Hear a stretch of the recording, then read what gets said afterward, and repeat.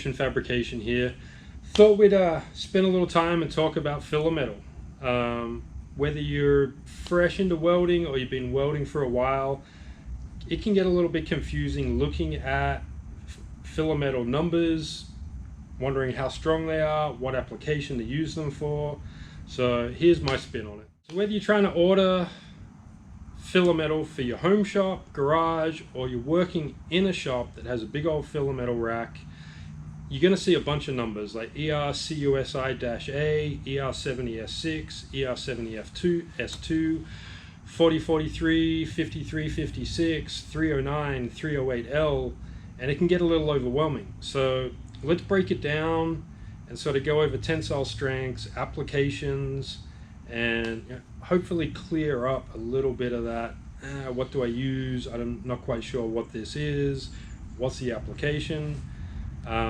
So yeah, let's go down that road and see what happens. All right, I've broken this down into the most common filamentals I use in my shop on a regular basis. I'm a job shop, I do some boat work, some car work, some motorcycle work, some production work, heavier steel, which is for oil field applications, some aircraft work. I'm essentially a job shop. I never know what's going to come in through the door. So my most commonly used filamentals, I've got ER70S6 in 3 different sizes. I've got 308 stainless in a couple of different sizes, 309 stainless, 4043 aluminum in 2 different sizes, well, a couple of different sizes, and then 5356 in a couple of different sizes as well. ER70S6, it's got tensile strength rating of 78,000 psi. You'll also see ER70S2, which is right around 74,000 psi, a little lower than the S6. I typically just carry S6 in stock. I'll get S2 if a weld procedure calls for it, but it's pretty rare. So a safe bet is ER70S6. You can get it at Tractor Supply, Harbor Freight, Northern Tools, your local welding supply stores, and Amazon has everything. I typically have it in 3 sizes: 1/16, 3/32, and 1/8 inch. 1/16, I use it for finer sheet metal.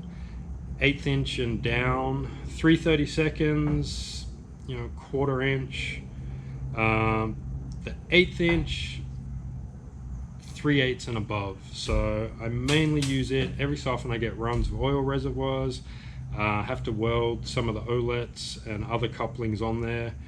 I TIG all of those while the rest of the reservoirs are MIG'd, but MIG or TIG, I'm using ER70S6 on the entire reservoir. Those 3 sizes in ER70S6, it keeps you covered for pretty much anything. I mean, the 1/16's great for automotive repair. Once people know you weld, especially at a home shop or a small shop, you'd be surprised how many car repairs would come in. All right, let's talk stainless. Typically I have 308 in 1/16 and 3/32 in the shop. 308L has a tensile strength rating of 86,000 psi. And then I also make sure I always have 309 in the shop as well. Also has a tensile strength rating of 86,000 psi. 308, it's your go-to for just about any stainless repair, whether it's kitchen equipment, whether it's weldments from a machine shop, I mean, anything and everything. 309 is a savior. It's an alloy that is fantastic for welding dissimilar materials. So say someone needs carbon or mild steel welded to stainless, this is your go-to. Other reason I also have it is I get a lot of people that bring cast iron and cast steel stuff in that's cracked. 309 is my go-to. It welds up super nice, it wets out really good, and it lays down and it leaves a pretty looking weld, which makes you look like a better welder than you are, because just about everybody knows how hard and how much of a nightmare it is to weld cast.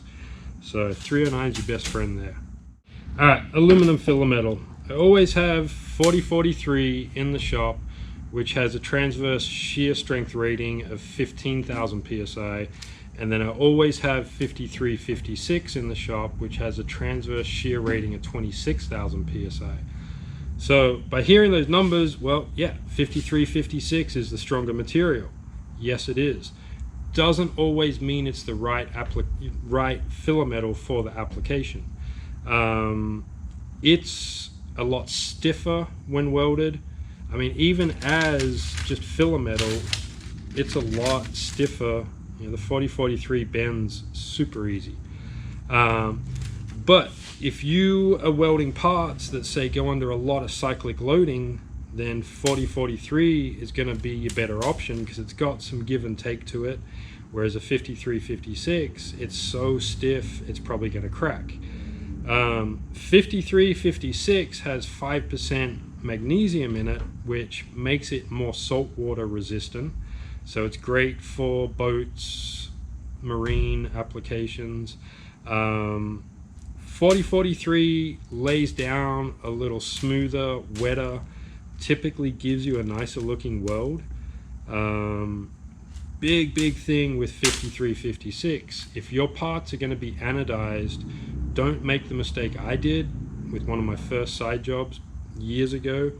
I got sent some aircraft parts, super excited about it, welding them in my garage, thought I was awesome.